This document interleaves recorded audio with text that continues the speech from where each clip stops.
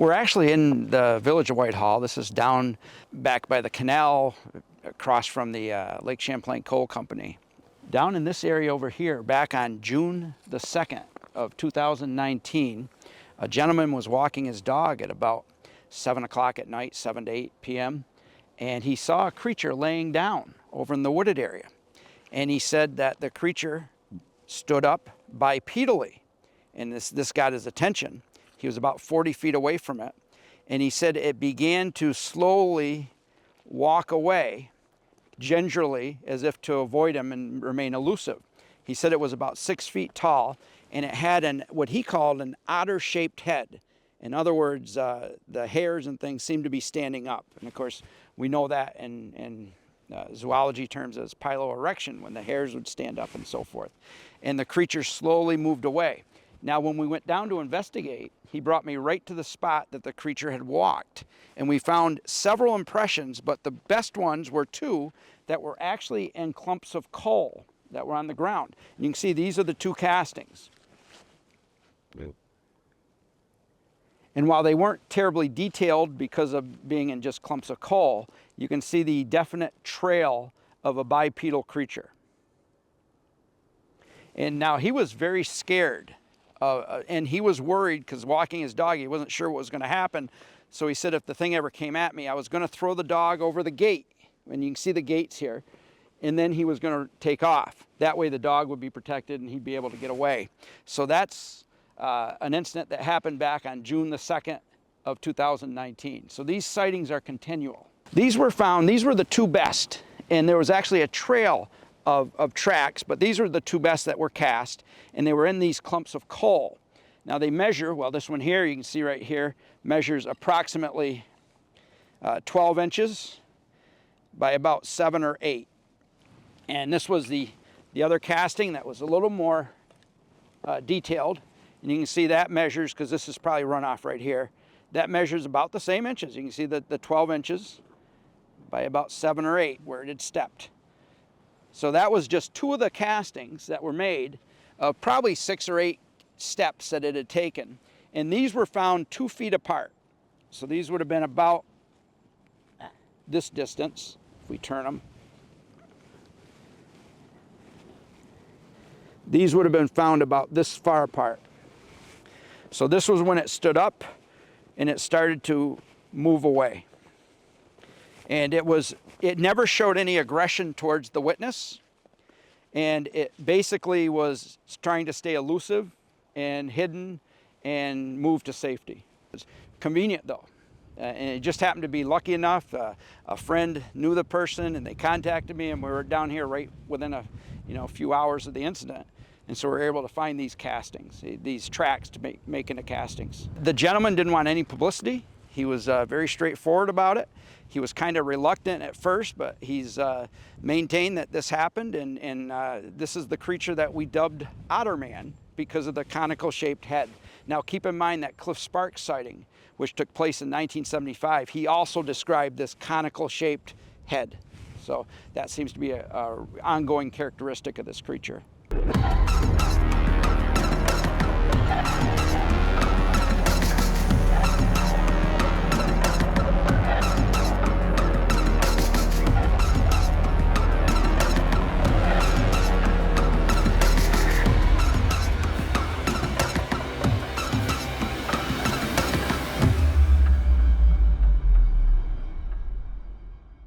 Located in Washington County, New York, the village and town of Whitehall is situated at the southern tip of Lake Champlain, near the border with Vermont. Its rich history has much to do with its strategic location, which has functioned as a key transportation and shipbuilding hub. In fact, Whitehall is considered by many historians to be the birthplace of the United States Navy. Whitehall proudly holds this title because General Philip Schuyler and Benedict Arnold constructed the first American naval fleet here in 1776, which was used in the crucial Battle of Valcour Island during the Revolutionary War. Whitehall's location on the Champlain Canal, which connects Lake Champlain to the Hudson River, made it a vital center for trade and travel between Canada and New York City, particularly in the 19th century. The advent of the railroad followed a similar contour, extending Whitehall's early influence on American history. Today, major landmarks include Skene Manor, a striking 19th century Gothic Revival stone mansion that overlooks the village, and Skenesborough Museum, which is housed in a 1917 canal terminal building and features artifacts related to the town's naval and canal history. Lock 12 of the Champlain Canal is also a visual symbol of Whitehall's past. Whitehall sits in a picturesque area just outside the boundary of the Adirondack Park, offering plenty of recreational opportunities on Lake Champlain and in the surrounding foothills. The community maintains a small-town atmosphere with a total town population of around 4,000 residents as of the 2020 census. The history of Whitehall, New York, is deeply intertwined with its strategic location at the southern end of Lake Champlain, making it a pivotal site in early American military and transportation history. The town was first settled in 1759 by British Army Captain Philip Skene and was originally known as Skenesborough. It holds the distinction of being the first permanent European settlement on Lake Champlain. Its position at the confluence of Wood Creek and Lake Champlain, as well as on major land routes, made it a vital military and maritime trade center during the French and Indian War.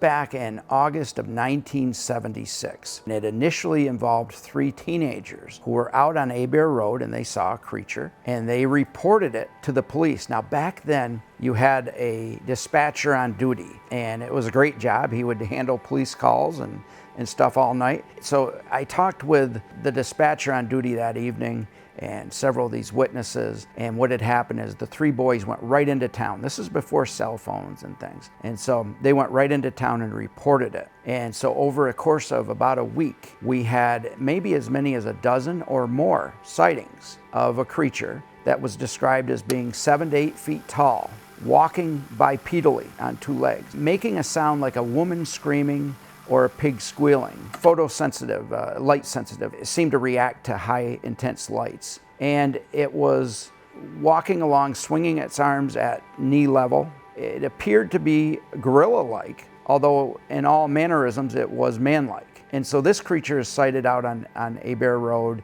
and there's a couple of offshoots of Hebert Road. There's Gould Road and there's Carver's Falls Road. And so on August the 24th, is when these sightings began. And then on September the 1st of 1976 is when the sightings sort of ended in gunfire. And that was an incident that occurred on Carver's Falls Road, the offshoot of Hebert Road, in which 2 gentlemen claim that a huge creature came at them, and they actually logged this into the police logs.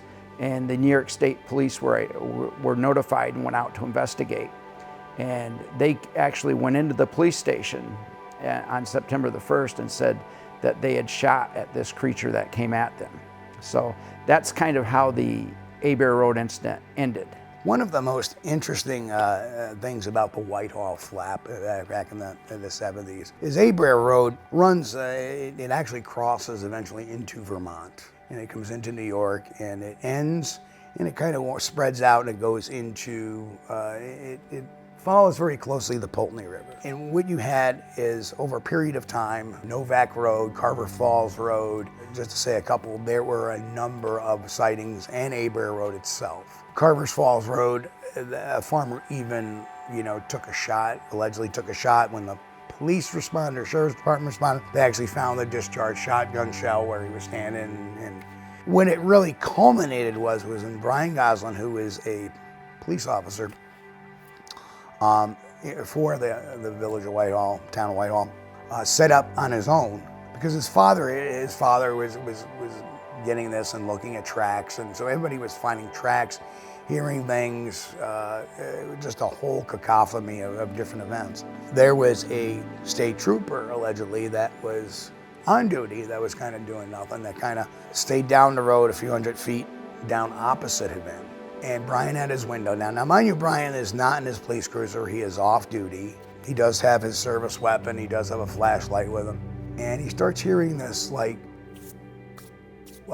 almost like legs rubbing together or something here, like some kind of movement. And then he noticed the state trooper flick its headlights on and take off. So after the trooper takes off, he gets out of his car, pulls his flashlight out, and he's shining it on this 7 to 8 foot tall creature, kind of walking almost like this to him. And then it does one of these, kind of like trying to get the bright light out of its eyes. And then it kind of makes like a groan, and it turns around and it just proceeds into the forest line. And one of the things that, I think always bothered poor Brian was he was asked time and time again, why didn't you just shoot it? Why didn't you kill it? And Brian's response was perfect. He was like, I'm a trained police officer.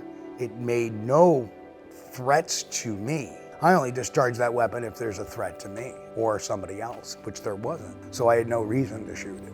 So the Abear Road incident outside of Whitehall, New York is probably one of the most important and interesting Bigfoot-related incidents on the East Coast, specifically in the Northeast, probably ever, I would say. It's probably one of the more well-known encounters. It has put Whitehall on the map. Whitehall is kind of the East Coast Bigfoot capital at this point because of the Abear Road incident. Well, the Abear Road incident was 1976, which probably, in my opinion, put Bigfoot Sasquatch on the East Coast map of Bigfoot sightings and incidents. It's kind of what drew me to go out on an expedition. My first one, Whitehall, New York, 2005. I met the BFRO and a lot of researchers. That case is really compelling to me. Met a lot of the people. I met the police officer that was involved with it. He actually had his gun drawn on it. Had a great chat with him. I've met him a few times since. He's wrote a book on it, Brian Gosselin. And just some of the details were, he said, he thinks about it every day. And even while he was telling me, the hair on his arm went up, and he was telling me a lot of them, there's Whitehall Police, New York State Police, Vermont State Police, it's right on the line of Vermont. 4 different agencies all showed up, and an hour or two later, they all met at the Big Apple Diners out on Route 4 between Whitehall and Vermont.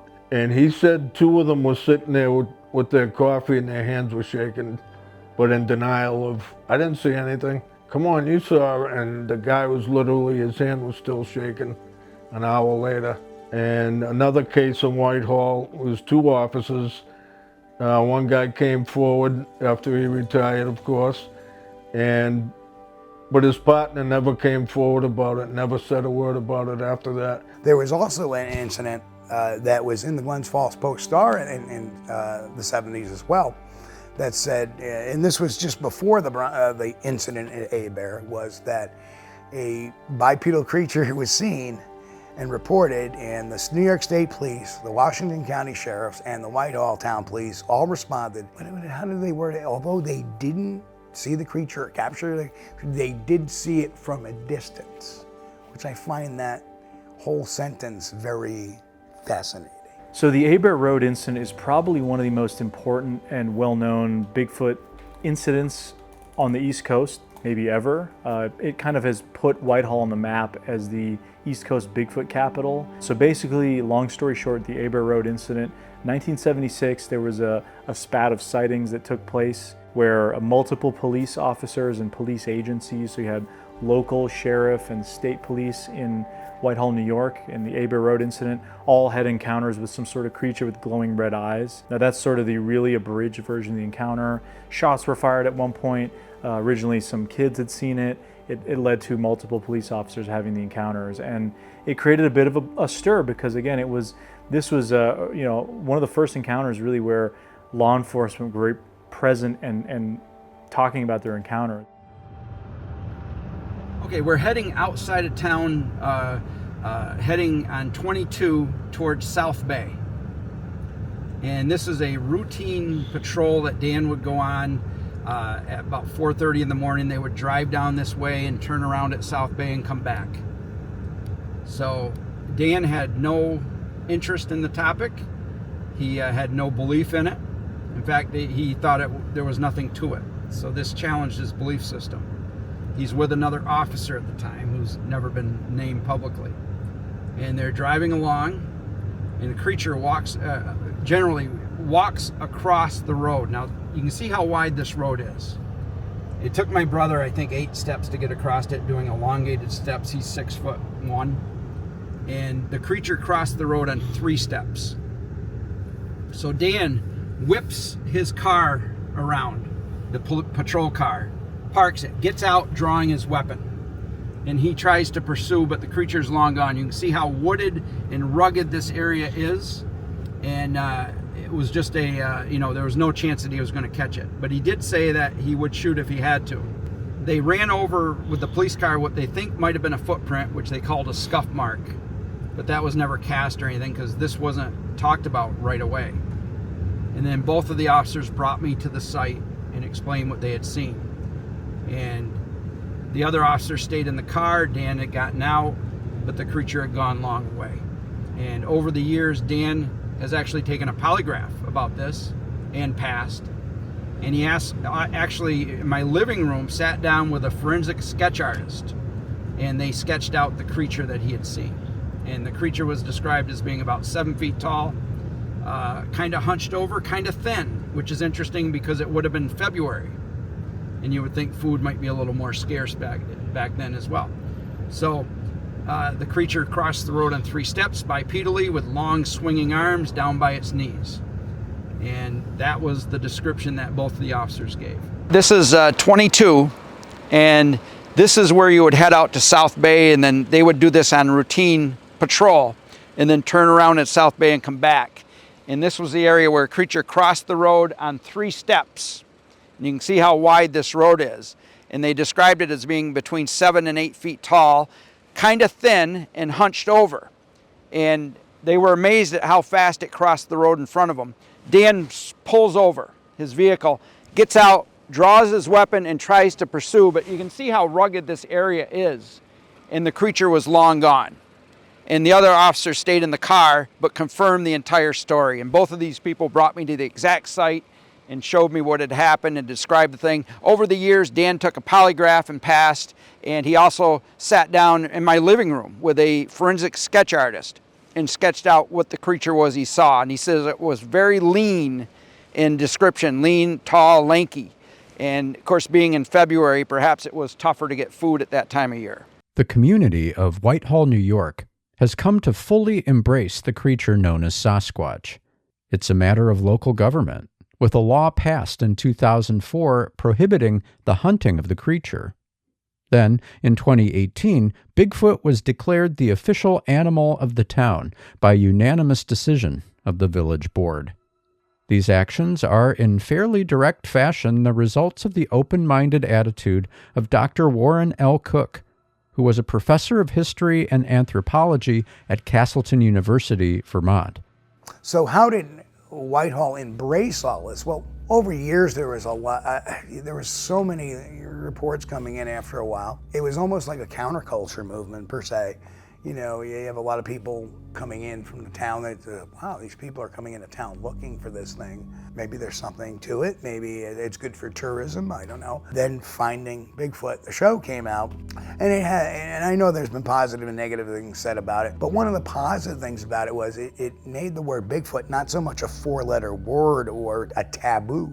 For a lot of people, Bigfoot was a taboo. Finding Bigfoot kind of exposed how many people were really seeing these things to the general public. So they kind of embraced it after a while. Paul Bartholomew fought very hard to get a local ordinance there to make it, not necessarily for legal purposes, but more of a symbolic, let's make a stand. And eventually they put a wood carving statue at their community center. As business owners came in and new business owners came in that had a little more fresh thinking, a little more progressive thinking when it came to Bigfoot. See all a little more references to the Bigfoot thing. And of course, over time, more people were seeing Bigfoot in and around Whitehall. So I think there's a larger percentage of the population now that is aware in Whitehall than wasn't. You would always have some of your old timers, I've been in the woods 20 years, I never saw anything like that. Well, were you looking for it? Do you know what a Bigfoot sign is? Because a lot of people don't understand that. So when it comes to the public response to the kind of Abear Road incident and Whitehall in general now, many years, many decades after the original Abear Road incident. I think from what I've been told by people like Paul Bartholomew and others is that initially people were kind of ashamed of it. They didn't want to embrace it or talk about it much, and it was still sort of taboo, and that's maybe changed over time. And it seems like the last 2 decades there's been a lot of TV shows that have covered the Abear Road incident. You had Monster Quest, not only an episode about kind of the Abear Road stuff, but also the research of Steve Kulls and others. And you had Giganto, another documentary done also by Doug Hychek of Monster Quest, which talked about the Abear Road incident and the police officers. And there were other sightings that happened after Abear Road as well, even up until the 2000s of a police officer having an encounter near Whitehall. And now, fast forward to 2025, again, many decades after the original incident, the community response has been incredible, and there's actually a Whitehall Sasquatch Calling Festival, which is one of the largest events in the Northeast around Bigfoot, and it's basically a town-wide fair in downtown Whitehall, right by Lake Champlain, the Champlain Canal, where thousands of people come out, and there's local vendors and booths that set up, and there's researchers, there's authors, other people that congregate all day. And it's one of my favorite events. I've done a lot of these sort of Bigfoot events. Some are absolutely terrible, some are great, where contestants line up and do their best Bigfoot call. Start screaming out for Bigfoot, or put on an elaborate costume and do a crazy dance. I mean, I've gotten to be the judge 2 years in a row on the calling contest, and it's one of the funniest things you can see. Well, the lengths people go to, and just the hilarity. And I think it's just a really great testament to using a piece of folklore, a piece of history in that region that maybe 30, 40 years ago people frowned upon even mentioning. Now it's become like an economic engine for the town. The first time we went, I think it was the first or second year that they had the festival. And there was a couple of vendors there, maybe 4, let's say. And I met a lot of people that were, like Paul Bartholomew and different researchers there. The Squatch detective, and a bunch of really good people. And now, the past 3 years, I believe, we've been setting up a booth there and selling so much Bigfoot merchandise, and it has gotten huge. I mean, there's thousands of people go there, and they have the calling contest, and it's just awesome. So people are like embracing it now, whereas years ago, when I first started, I had the bait shop in Red Hook, and I started putting Bigfoot merchandise in there, and some of my pictures and things, and people would come in. Most people were okay with it, but some people would be like, "Gayle, do you believe in this thing? I can't believe it." And the funny thing is, the one man that would roll his eyes and say, I don't believe in it, he was a hunter. He hunted for 25 years in the same property every year. He's sitting in his regular stand. He wasn't in a tree stand, he was on the ground. And he heard a shot from the distance. And he's like, okay, somebody shot at a deer. Next thing, this Bigfoot comes barreling down the hill like 30 yards away from him. Never saw him. He saw it. When it got out of sight, he got up, he went out of the woods. He's like, I'm never going there again. I'm never going hunting there again. And he came in and apologized to me. And he told me his story. And I said, well, they're here. They live among us. It's just that they are so stealthy, and they have abilities that we can't even fathom. Back in 1976, when the Abear Road incident first came up, it was a negative for almost everyone involved. The town was split. People were yelling hoax. They were yelling real. It was a real problem for anybody that was directly involved. So many of the law enforcement people shunned away from publicity and so forth. It became a major event. The major Albany news stations came up and did their reports from Whitehall based on this incident. So the Whitehall incident was a real conundrum for people that wanted to investigate, because the townspeople seemed to be split on whether it was a hoax or a reality. So there was no point for respectable people to come forward with their sighting. So in that regards, back in '76, this was a negative experience. Now the town has embraced this phenomena. Whitehall has a festival every year. They have embraced with statues all across the village. And so they have turned this completely around into a positive. So I think that's a good area for this to be going in. For instance, a few years after Abear, we had a sighting with Dan Gordon and another police officer in the Whitehall region. And it was out by South Bay. It would have been February of 1982. Dan didn't talk about this incident publicly for over 20 years. And everything was very secretive because he did not want to be labeled the Bigfoot cop and so forth. So there was that negative aspect. And it would have been nice to have seen, if Dan has passed on now, but it would have been nice for Dan to have seen the community embrace this enigma. It was around 2002, 2003 that this sort of shifted into a positive area, a positive atmosphere for Whitehall. And I had written a legislation which was a cross between the CHAMP legislation that was passed in the Skomania County Bigfoot Ordinance. And it sort of drew attention to this phenomena, presented it in a positive manner. It was dedicated to Professor Warren Cook in his research into the Bigfoot phenomena in this area, because Dr. Cook gave it credibility. And so that legislation may have been sort of the turning point where this became more of a positive than a negative. And then we had many news crews come in and start covering the reports in a respectable manner. And so all these different news crews and documentary crews and so forth have presented this in a better light, in a more respectable manner. And now people don't have to be afraid that they will be ridiculed or so forth. They can come forward with their collective stories. Whitehall has really embraced it. Communities in the country that have passed legislation, anyone harming or any way affecting a possible creature known to be Sasquatch or Bigfoot, and they really embrace it.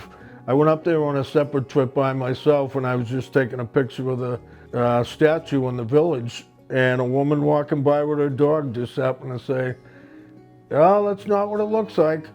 And I goes, "Really? Why do you say that?" She goes, "I've seen the face, that's not what it looks like." So she's seen it in traffic, and she told me 3 other stories of people she knows that saw it, all within a couple miles of the famous sightings, 4 miles from Abear Road. And she was so matter-of-fact about it, and pretty believable. "How do you know me? I'm just pulling over for a..." And just to throw in, that's not exactly what it looks like. The body's close, but the face looks nothing like it, she said. You really got a good community pull in, you've got the big stand, you got the police department that shows up, you get the mayor, the Sasquatch calling contest. Is amazing what they draw in for the embracing of the local economy. I mean, you can't go anywhere without seeing a statue, be it at one of the restaurants or the golf course, at Skeene Valley there. And I think it's there. Paul Bartholomew tried to get legislation passed. I think it's really ingrained in that. When you think Bigfoot in eastern New York, you think Whitehall because of the sightings there in the 70s. The Whitehall Festival began around 2015 or so with a gentleman named Dave Molinar. And Dave was reading about a mosquito calling contest in some community somewhere. And he said, "Geez, we've got Bigfoot here. Why can't we do a Bigfoot calling festival?" And so it started very slowly. There might be 4 contestants, and it was only 100 people or a couple hundred people. And it kept getting better and better. And then Barbara Spohr came along, and she elevated it to a whole new level. She began promoting it all year long. And so now the festival has become a real event in the Northeast, and for Whitehall in particular, where we may have as many as 5,000 people, we believe, last year. And it's a fun time. It's also a serious and a positive time. So while it's family friendly, you also have Bigfoot researchers and cryptozoologists giving their information, and you also have a fun event at the end where everyone comes out and they give their best Bigfoot call. And it's some of them are very original, and they might be clapping boards or stomping in regards to it. So it's very entertaining. And now, I just talked with Tim Banal not long ago, and Tim said that there's all sorts of communities now around the country that are imitating this type of festival, having a calling fest. So they say that, imitation is the, best form of flattery. So I think it's great and it's positive, and I hope those other communities as well are successful. There are multiple environmentally protected areas in and around Whitehall, which allow for both public access as well as safety for flora and fauna to flourish. Areas such as the East Bay Wildlife Management Area, the Saddles State Forest, and Dolph Pond State Forest give locals and tourists places to commune with the local wildlife.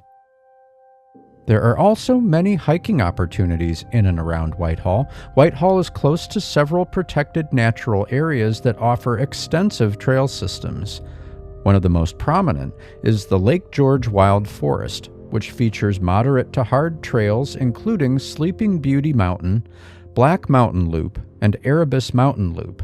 I think a fair number of areas are what we would say protected, either at the county, township, city, whatever, the local jurisdiction, even state level, potentially. But yeah, when people hear Whitehall, New York, they don't necessarily think of wildlands, but they're there. You get very close to New York City, and there are a number of protected areas, whether it's through the Nature Conservancy, the TNC, county parks, state parks, city parks.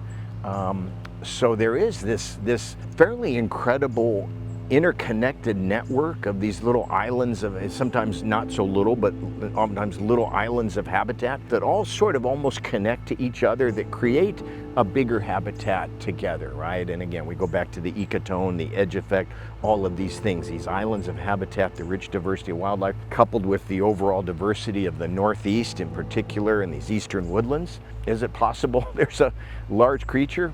I think so. I think the canals at the bottom of Lake Champlain, I've been out in them myself when I first went up there, and off the beaten path away from the campgrounds, there's canals that circle it. There's some pretty steep hills all around it. It's very thick. There's one area that it's a couple miles straight of just sheer jagged rock and cliffs, and I've heard from a few people that live around there that probably no one's ever been up there. It's pretty inaccessible. Unless you're an extreme mountain climber, that whole deal of like extreme climbing, why would anyone go up there? So could be a quick getaway for them up into shelters, caves that people don't even know about that are just on the outskirts of town. Well, in and around Whitehall, there is a lot of fishing, there's a lot of boating, and there's a lot of, there's state forest, and there's parks, and Whitehall's not that, you don't blink when you go through Whitehall. So it's a great little town, but it's quick to miss if you're not looking for it. And that's a shame. Like I said, it's such a beautiful old town. It's the birthplace of the US Navy, but it has all these areas that are hunting areas, fishing areas. During the summertime, springtime, fall, everybody's out in the woods. It's also a party place. It's where kids go to get away. They don't hang out on a street corner. They go up on a hill in the woods, maybe sit there and have a few drinks or whatever teens do, because now I'm a little older. You never notice that as you get older, you kind of forget what teens do, but. Yeah, the Whitehall region, the Kinderhook region, if you get up into Chittenden, Vermont and so forth, it's all very similar terrain. You have a lot of rugged wooded area, a lot of open fields, a lot of, right out of Stephen King. You've got the country New England look. And so you've got a lot of back roads and things, and there's a lot of legends. So those regions are very similar.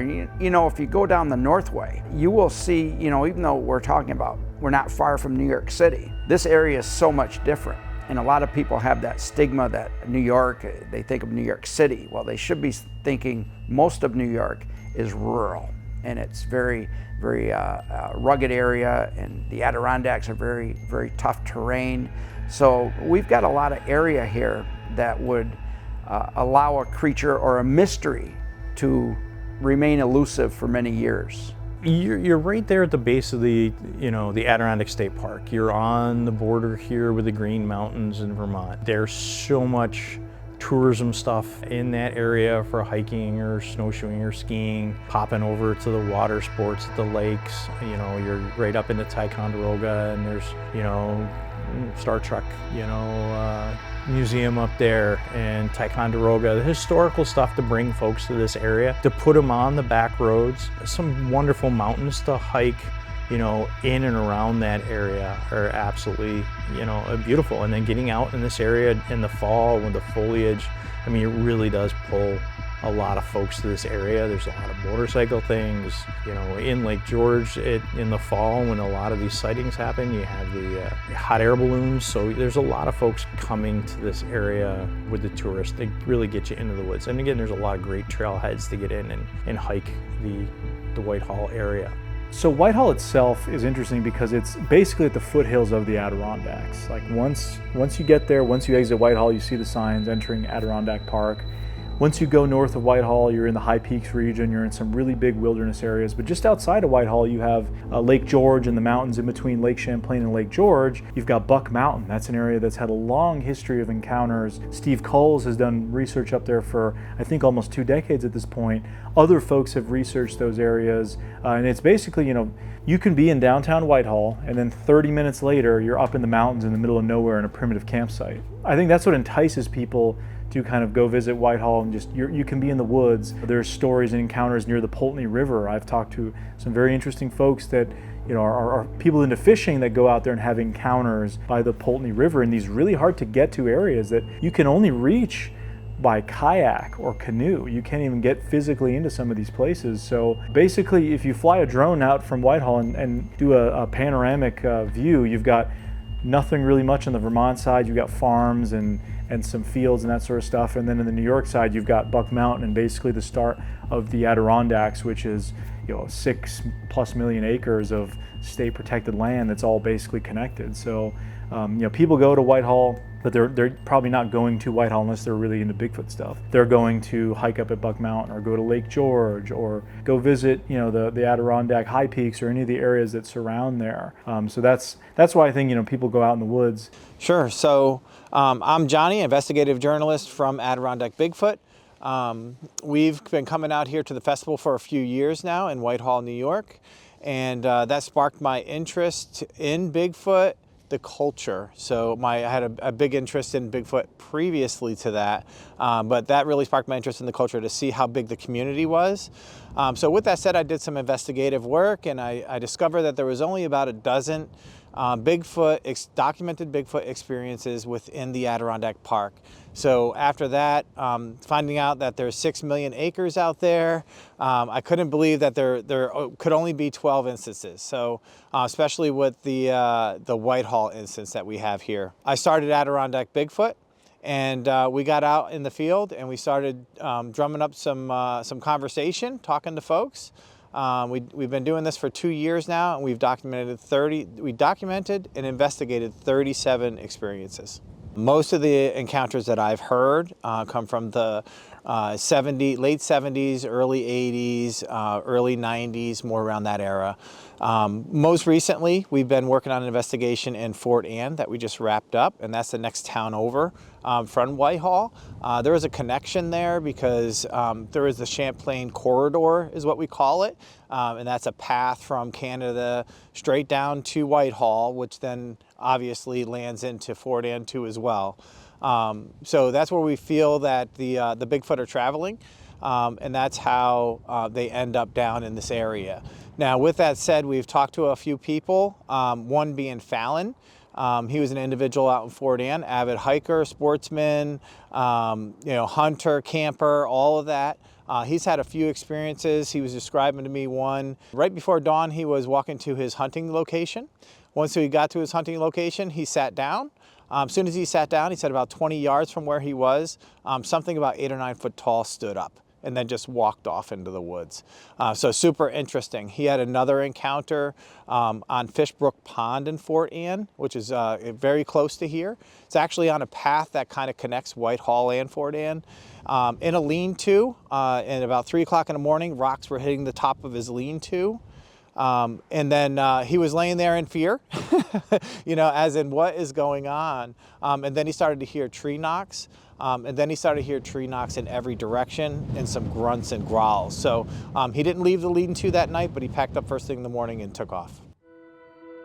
Whitehall, New York's connection to the Adirondack region is primarily geographical and recreational, serving as a historic gateway and starting point for exploring the park's eastern edges.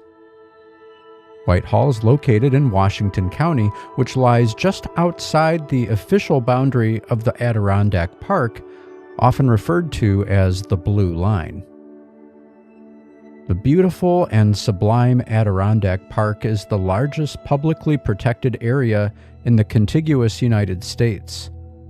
A checkerboard of private and public land, the state-owned forest preserve is famously protected by New York's Constitution to remain forever wild. The predominant characteristic of the park is its mountainous region, which includes over 40 summits exceeding 4,000 feet, known as the High Peaks. The park also features more than 3,000 lakes and ponds, and over 1,500 miles of rivers and streams, making it a major headwaters area. The town of Whitehall itself is situated on the narrow southern tip of Lake Champlain in the valley floor. Despite being outside the protected park boundary, Whitehall is adjacent to the foothills of the Adirondack Mountains. This close proximity makes it one of the nearest historic towns to provide immediate access to the region.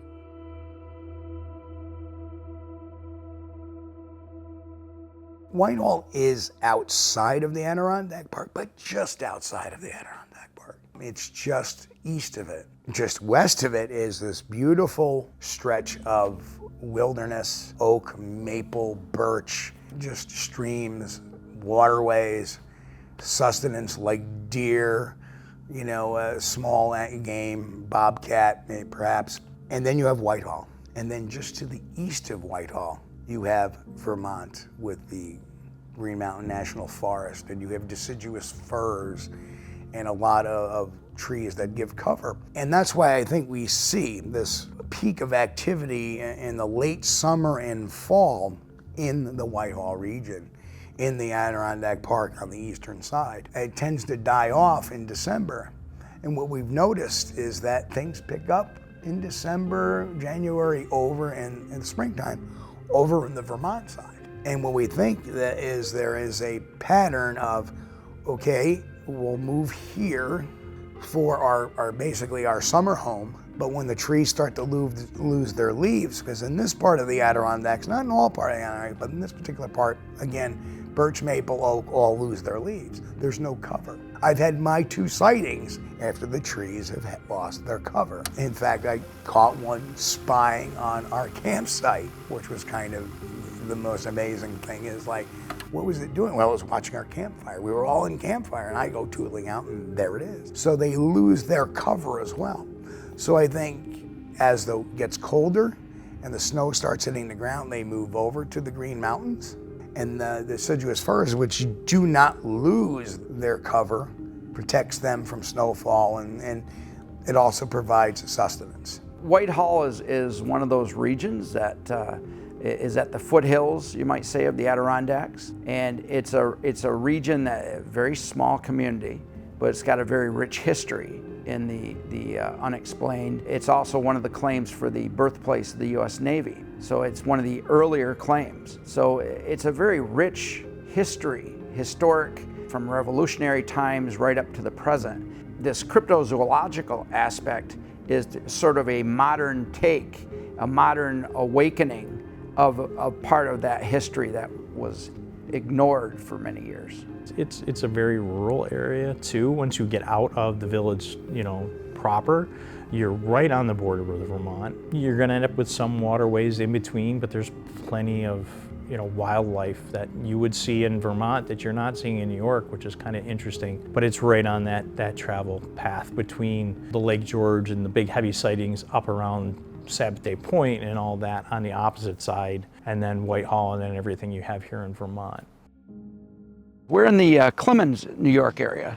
And this is sort of as you're going from Whitehall to Ticonderoga, you run through Dresden and Clemens.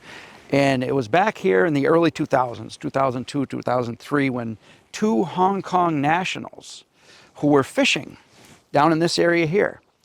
And they saw a creature wading through the water at chest level. And they said it looked like a gorilla.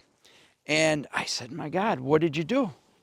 You know, when they were telling me this story, I'm picturing them running away and stuff. They said, well, we went fishing. And the beauty of that story is that in their natural, where they grew up, it wasn't unusual to see a primate. And they just weren't, they just didn't know that we had primates here. So those are what I call those confirmation stories where, you know, they didn't even realize how valuable the information was that they were giving. But yeah, so this is the area down in here where they were fishing and they saw this creature wading through the water at chest level. This would have been in the summertime. You know, this is at an area that you go down into Lake Champlain and people would fish here and they just, I was just amazed that they weren't as impressed as anyone else would be because they were just used to seeing primates in their own habitat. How did you learn about this sighting? I was friends with the people at a local Chinese restaurant, and they worked there. And so that's how we got the sighting. And actually, years later, Matt Moneymaker came up, and he actually interviewed him at a gathering they had up here.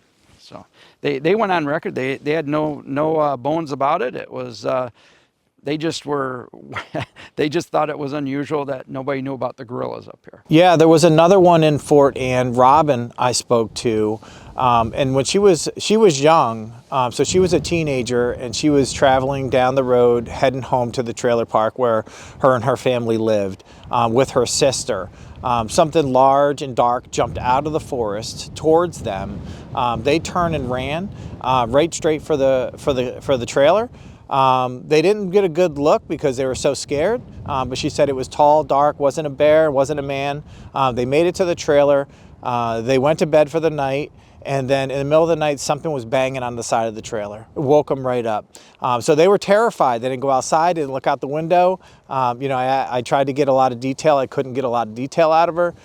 In the morning, they did get up, go outside, and they did find some tracks right outside the trailer. Yeah, there's still sightings that come in. I think it's been maybe 2 years or so that I know of, like the last roadside crossing over in the Whitehall area. I know popping over on the Vermont side, I had a witness come to me last year that I referred to a couple other investigators over in this area just because he was in Vermont, but it was literally across the border from the Whitehall. And that was a vet, and he had a relative that was a biologist. They were both in the car and had him describe everything, grading down to the colors, where I actually gave them color swatches and said, hey, can you show me what you saw color-wise? In their eyes, not me trying to interpret what color browns or grays or anything like that. And it, you know, this is a veterinarian that said, hey, this is what I saw. I work with animals all the time. So it's really taking that credit, sort of, you know, passing that on to local investigators that would be closer to really get a boots on the ground in the area. There's a lot of stuff that kind of comes through, and there's some great reporting apps that are out there right now. Folks are gathering data. There's 2 or 3 really good mapping projects right now that are gathering data for the subjects. It's just getting it out there. You've got Steve Kulls that has his stuff on his page of those sightings. And Paul Bartholomew is another great resource. And a lot of people, because Paul's the local face of, you know, Bigfoot in the Whitehall area, they go to Paul. And then we try to direct them to Paul or Steve because they're over here, you know. The Dan Gordon account was very credible. And of course, Dan couldn't use his name for 22 years, 23 years, because we had to refer to him as law enforcement official. And that way he could have been a prison corrections officer or a sheriff or whatever. We protected him as much as possible till he finally came forward with his report. So these are the actual original reports from 1982 of what Dan Gordon saw. And I'll read some of the quotes. And he said, it was walking, quote, at a hell of a fast pace, unquote. This is another quote. It was definitely not a bear and not a deer. If it would have stopped, we would have solved the mystery. We would have shot it. because Dan had pursued it, and it had took off over a very rugged area. No way in hell that I believe that was a man in a fursuit. And we also interviewed the other officer that was there, and these are some of his quotes. It had poor posture for a human. In other words, it was hunched over, it was lanky. It looked at the car, turned, and went like a scared rabbit. He described it as 7.5 to 8 feet tall. He also said that it had reflective eyes, quote unquote. He also said that it had a big, lengthy stride, and there was a scuff mark there that he wasn't sure if that was a footprint or not, but they had run over it with a police car. So now it's should be noted that Dan passed a polygraph and did a forensic sketch artist sketch of it as well. So both people were adamant to not use their names for years, and it wasn't until Doug Hajek shot Mysterious Encounters that he got Dan to actually appear on camera. And then when they shot the History Channel show Giganto, Dan actually went on camera with his name. So the first sighting, I had my team out again. It's October of 2011. We were all out, and we were all hearing these little skittering things, and activity had been picking up in that particular area. There's a reason why I consider that my research area. It's because I was brought there in 2000 by a married couple that had gone off trail, and something screamed at them, escorted them out of the area, and they could see it moving from tree to tree about 100 feet away as it was screaming at them. And eventually they got to a certain point and that died out. So I began to concentrate my area because it seemed in primate behavior spectrum, it's very territorial. So, after years of getting little hits there and there, but nothing really to anything to make any kind. In 2010, started getting a lot of audio, different weird noises. I actually had my recorder or something walk up, or you can hear it very slowly approach with the leaf litter. You can hear something approach it and just go, ugh, near, and we were out of camp. So in 2011, I had my full team out there at the time. We had all been out. We had all been hearing something approaching us and then walking back, and we noticed that as one of their behaviors when we started trying to pique their curiosity. They'll come in, we move out a little bit, they move back. 20 minutes later, they're moving back in. So I brought everybody in. It was about 9:30, 9:45 in the evening. Just jawing and debriefing a little bit, getting something to eat, getting ready to go back out for part 2, mission part 2. I'm like, my headlamp's kind of dull. I'm gonna go out and get batteries in my car. So I walk out 50 feet to the dirt road in my car, open up the door, get my batteries, throw them in my pocket, close the door, light up a smoke, because I found out a smoke out here, pull my flashlight out, I look downhill, which was north, which was where at that time a lot of the stuff was going on.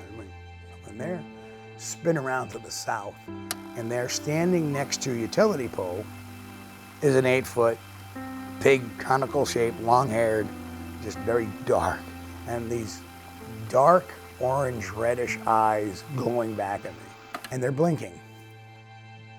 First thing it did, it kind of looked behind it and then it looked back at me. I just froze, and I don't know how long it lasted, 20 seconds, 30 seconds, 40 seconds, because I'm just sitting there watching. I didn't move, and I could see the damn eyes blinking at me. And I just moved the light and it turned, and it walked into the woods. And then the camp's saying, hey, we got a lot of movement on the southwest side of the camp. I'm like, yeah, no kidding. I get Team A out, and the lucky thing is that I had a videographer with me that day. So here I am seconds after my encounter, and I'm getting it on recorded. And then a couple of the team members go out and they look, and the cameraman, who was very skeptical of this whole Bigfoot thing, they find the scuff where it had walked into the woods, and you can actually still see dirt coming down on it as they go, that's fresh, that just happened. Look at the dirt still coming down on it. I didn't know about that until years after, because I never watched the video to that end.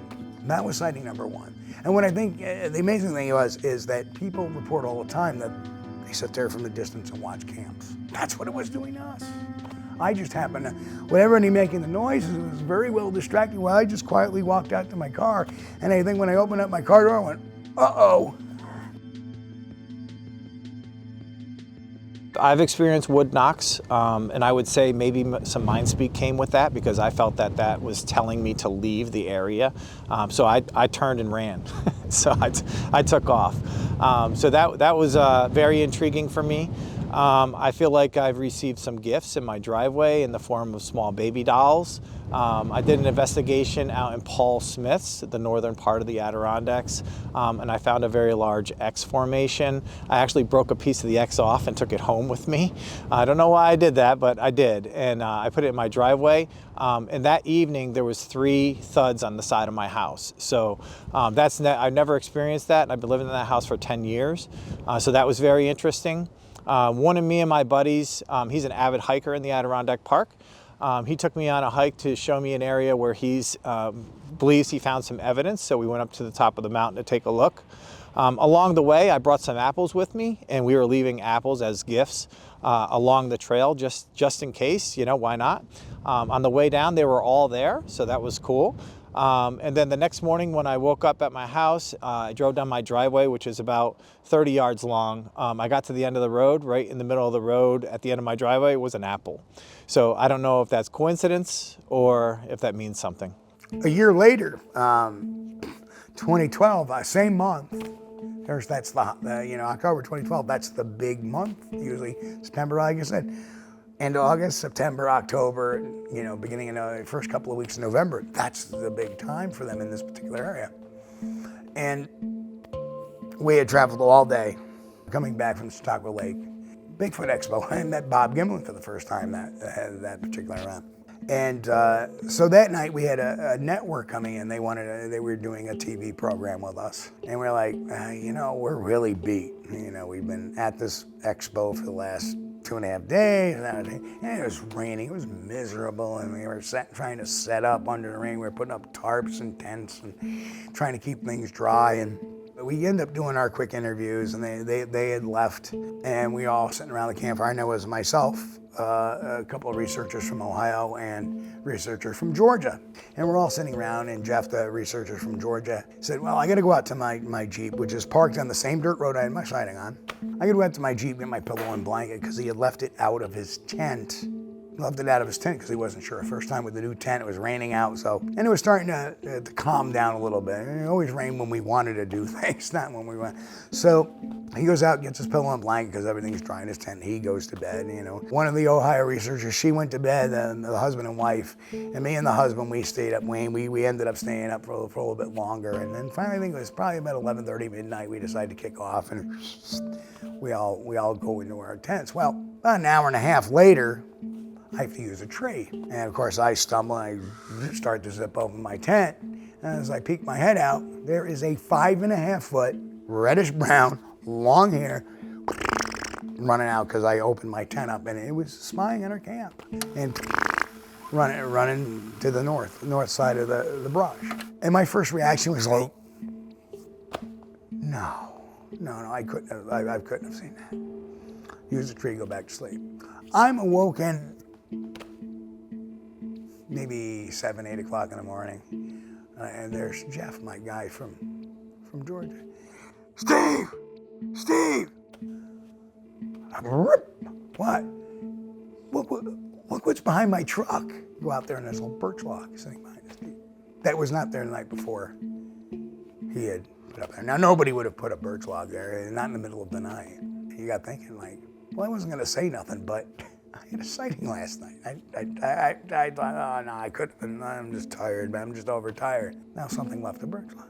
So the Ohio couple goes out looking around there. We got a track, and they found a 9-inch track. Bigfoot sightings did not cease with the Hebert incident of 1976. On January 15th, 1981, 2 teenagers had crossed the bridge which takes one from Whitehall, New York to Poultney, Vermont. Driving all the back roads was one of their pastimes of choice. Late one night, that young couple drove out to East Bay and stopped to talk for a while. After a few moments spent parked near the bridge, one of the witnesses saw what looked to be a man walking across a marshy area at a distance of 200 to 300 yards. Both watched as this man approached the fence line. He cleared it without stopping, simply stepping over it as if it were a low stool. Knowing that the snow was not that deep or that hard to support a man of his apparent size, and that it was highly unlikely for anyone to be out on the marshes at that time of night, the young man stepped out of the car to get a better look. As soon as he had gotten out of the car, the man changed course and began heading straight toward them. The witness closed the car door to cancel the interior light and prevent showing his location. At this point, the man broke into a run. His speed was incredible. He closed the distance between very quickly. The witness's girlfriend was screaming for him to get back into the car. He did, and she drove back over the bridge into New York. As they went, the young man looked behind them and saw that they were being pursued, although they were building a gap. As soon as they returned to Hardtop Road, he broke off pursuit and ran back into the forest near the bridge. The main witness insisted that he was very familiar with the animals in the area and was not misidentifying a known creature. He further added that he's now a natural resource scientist with 16 years of experience studying and reporting information based on his observations and analysis. But still, he cannot state with precision what it is he saw that night.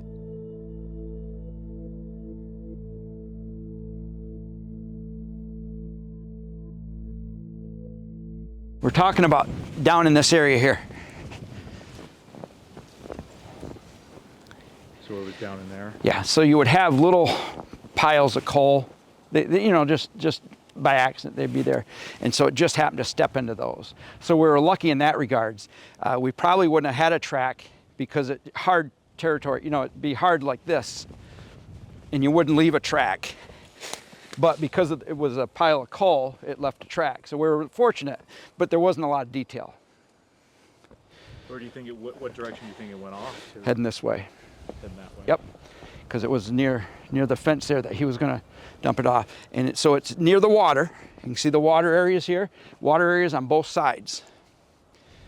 And he didn't hear it. He said specifically he didn't hear a splash. So it stayed, you know, outside of the water. But it kind of slinked itself away in a safe area. This was obviously a time of year when it was green and everything. Yep, it would have been June, so we're right in the, you know, summertime really.